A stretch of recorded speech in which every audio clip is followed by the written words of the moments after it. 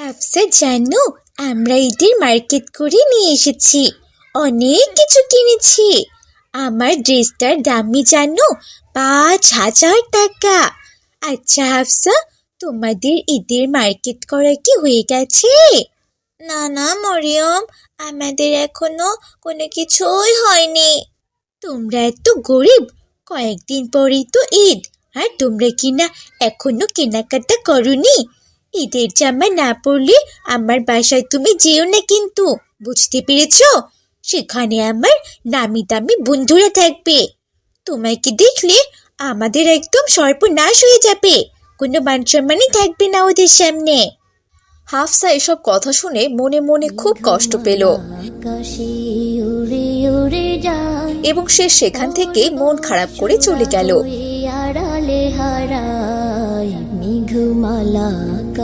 সে বাসায় যেয়ে তার মাকে বলতে থাকলো, আচ্ছা আম্মু, আমরা এত গরিব কেন? আমার বান্ধবী মারিয়াম, ওদের ঈদের মার্কেট করা হয়ে গেছে জানো, অথচ আমাদের এখনো কোনো কিছুই হয়নি।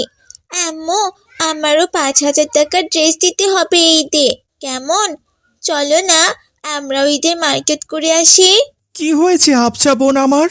ভাইয়া তুমি জানো, আমার বান্ধবী মারিয়ামের 5,000 টাকার ঈদের ড্রেস আছে, আরো কত কিছু কিনেছে ওরা। আমিও কিনতে চাই ভাইয়া। বোন আমার, তুমি তো জানোই আমরা গরিব মানুষ, আমরা তো অনেক ধনী। ওদের সাথে আমাদের তুলনা হয় না। আল্লাহ আমাদের যেমন রেখেছেন, খেয়ে পরে বেঁচে আছে, এতেই আলহামদুলিল্লাহ। হাফসা কারো কোনো কথাই মানল না। ছোট্ট হাফসা কান্নাকাটি করা শুরু করে দিল।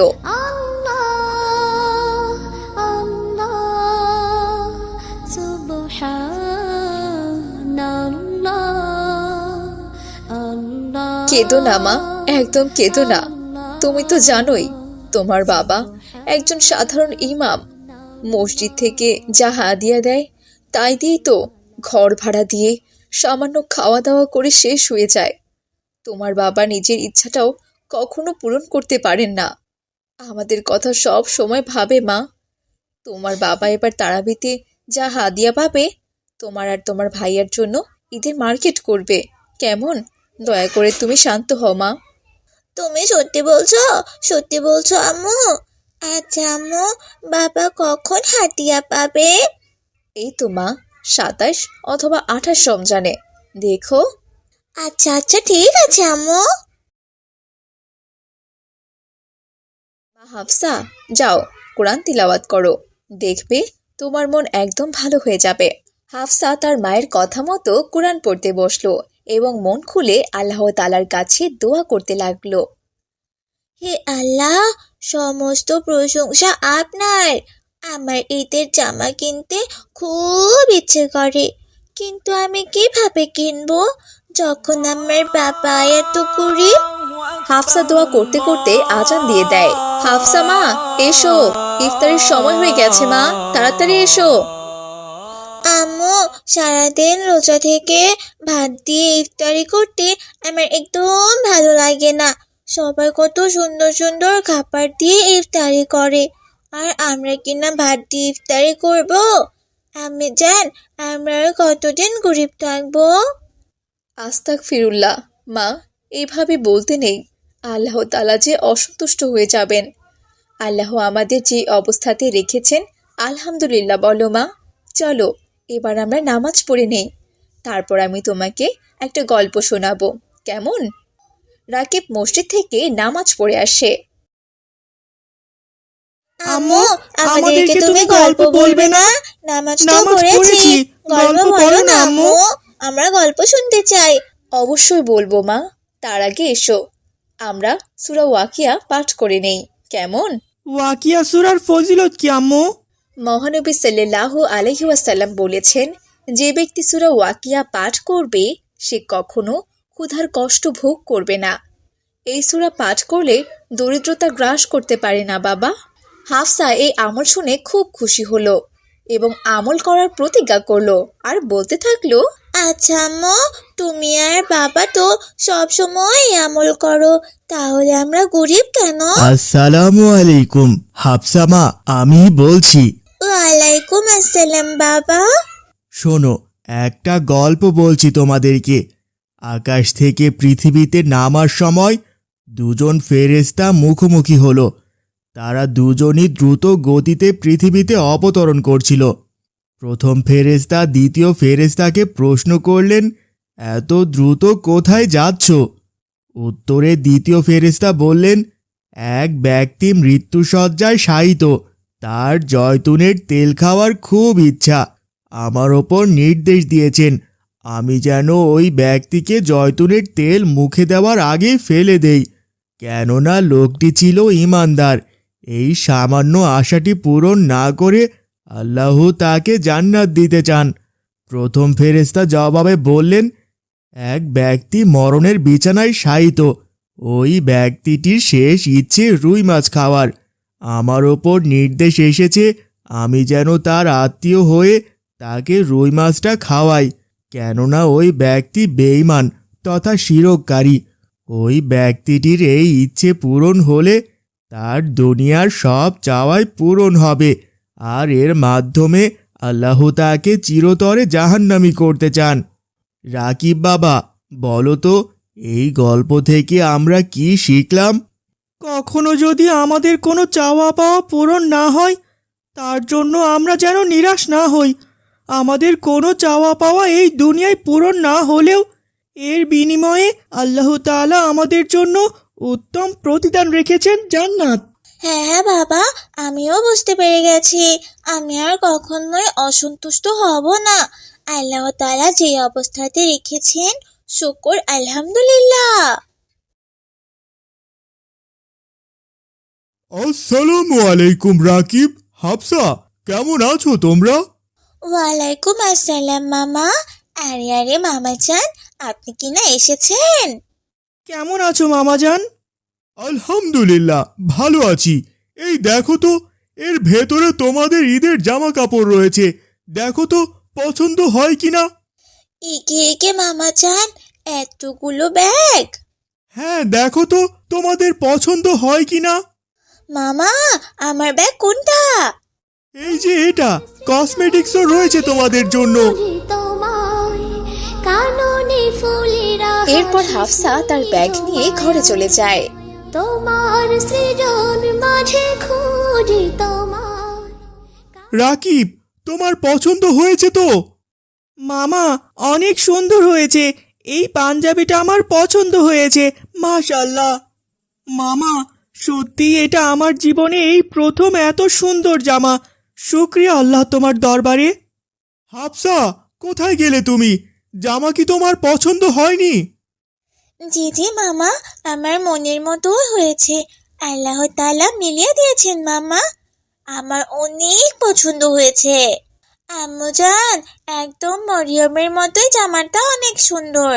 আম্মু, আমি এখন থেকে সব অবস্থাতেই আল্লাহ তাআলার শুকর আদায় করব। শুকরিয়া করেছি বলে হয়তো আল্লাহ তাআলা আমার জন্য সুন্দর সুন্দর জামা, কসমেটিক্স সব দিয়েছেন। হ্যাঁ মা, তুমি একদম ঠিক কথাই বলেছ। কিন্তু কোথায় এসব? আমাদের তো তুমি দেখালে না। তোমরা যদি দেখে ফেলো, তাহলে তো আমার ঈদই হবে না। যেদিন পড়বো সেদিন দেখো, কেমন? হাফসা হাফসা, দ্রুত আমাদেরকে সাহায্য করো। কি হয়েছে বোন আমার? তুমি এভাবে কান্না কেন করছো? বন্ধু, তুমি দ্রুত এসো, আমাদের ঘরে আগুন লেগে গেছে। আমার আম্মু আব্বুকে বাঁচাও। সাজেখো বাহারি শোভা তাহারি সারি সারি। এরপর রাকিব ও তার মামা মিলে মরিয়মের আব্বু আম্মুকে উদ্ধার করলো।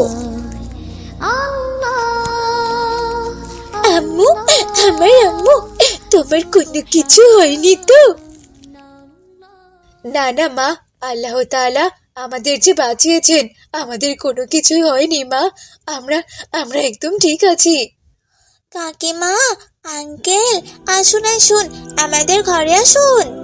হাফসা, আমাদের সবকিছু শেষ হয়ে গেল। আমাদের ঈদের সব কেনাকাটা, আমাদের কত দামি দামি জিনিস, সবটাই শেষ হয়ে গেল। হাফসা বোন আমার, আমাকে তুমি ক্ষমা করে দাও। আজ আমরা যে নিঃস্ব হয়ে গেলাম। আমি এখন বুঝতে পেরেছি আল্লাহ তাআলাই সম্পদ দেয় এবং আল্লাহ তাআলাই সবকিছু কেড়ে নেন। এই জন্য কখনোই আমাদের অহংকার করা উচিত নয়। হে আল্লাহ, তুমিও আমাকে ক্ষমা করে দাও। নদী জল সুর তুলে যায় বাঁশব এই দেখো মা, তোমার জন্য, তোমার আম্মুর জন্য আর রাকিবের জন্য ঈদের শপিং করে এনেছি। কি হয়েছে মা, তুমি খুশি না? মা হাফসা, কি হয়েছে তোমার? মন খারাপ কেন? বাবা, তুমি জানো আজ মারিয়ামদের ঘরে আগুন লেগে সব কিছু পুড়ে গেছে। শুধুমাত্র ওরাই বেঁচে আছে, আর ওদের সব কিছু পুড়ে শেষ হয়ে গিয়েছে। বাবা, এই জন্যই তো আমার মনটা খুব খারাপ। তা ওরা এখন কোথায়? নিয়ে এসো আমাদের বাড়িতে। বাবা, নিয়ে এসেছি তো, ওই যে ওই ঘরে আছে ওরা। আসসালামু আলাইকুম। কি করে এমন হলো? মারিয়ামের আম্মু রান্না করছিল, হঠাৎ গ্যাস সিলিন্ডার বাস্ট হয়ে সারা ঘরে আগুন ছড়ায় পড়ে। আর চুলাটা আমি অনেক দাম দিয়ে চায়না থেকে এনেছিলাম। আল্লাহ আমাদের বাঁচিয়েছেন। আচ্ছা, আপনি কি জাকাত দেন? না, দেইনি। মাঝে সাঝে ভিক্ষুক আসলে জাকাত মনে করে টাকা দেই, ইসলামের নিয়ম অনুসারে দেইনি। আচ্ছা, তাহলে শুনুন, আমি একটা ঘটনা শোনাচ্ছি। আমার এক বন্ধুর বাড়ি থেকে একবার সোনা দানা চুরি হয়ে যায়। তার ধন সম্পদের পরিমাণ লক্ষ টাকার বেশি হবে। আমি তাকে জাকাত আদায় করতে উৎসাহিত করলাম। আমার কথার প্রতি সে তেমন গুরুত্ব দিল না। একদিন সে অত্যন্ত বিমর্ষ মনে এসে বলল, ভাইজান, আমি তো ভীষণ ক্ষতিগ্রস্ত হয়ে গেলাম। কারণ জানতে চাইলে তিনি বললেন, গত রাতে আমার বাড়ি থেকে স্বর্ণ চুরি হয়ে গেছে। আমি তাকে আমার উপদেশের কথা স্মরণ করিয়ে দিলাম। তখন সে বুঝতে পারল। তখন থেকে সে আর কখনোই এমন ভুল করেননি, বরং যা জাকাত আসতো তার চেয়েও বেশি দিত। এই ঘটনা শোনার পর মারিয়ামের আব্বুও সবটা বুঝতে পারল। প্রিয় ভাইরা, নিসাবের পরিমাণ কমপক্ষে 7.5 তোলা সোনা অথবা 52.5 তোলা রূপার সমতুল্য সম্পদ বা অর্থ। নগদ অর্থের জাকাত রূপার হিসাবে দেওয়া ঐচ্ছিক, স্বর্ণের হিসেবে দেওয়া আবশ্যক। ওই পরিমাণ প্রয়োজনের অতিরিক্ত সম্পদ কারো নিকট পূর্ণ 1 বছরকাল স্থায়ী থাকলে তার ওপরে জাকাত ফরজ হয়। জাকাত দিতে হয় 40 ভাগের 1 ভাগ, অর্থাৎ 2.5%। ধনী ভাইয়েরা, আপনার সাথে এর থেকে বেশি ঘটতে পারে। সাবধান, সাবধান, সাবধান। ইতিপূর্বে এরকম অনেক মানুষ ধনী থেকে পথে বসেছে। আল্লাহ তাআলা আমাদের সবাইকে পরিপূর্ণভাবে দ্বীনের প্রতিটি আমল করার তৌফিক দান করুন। আমিন, আমিন।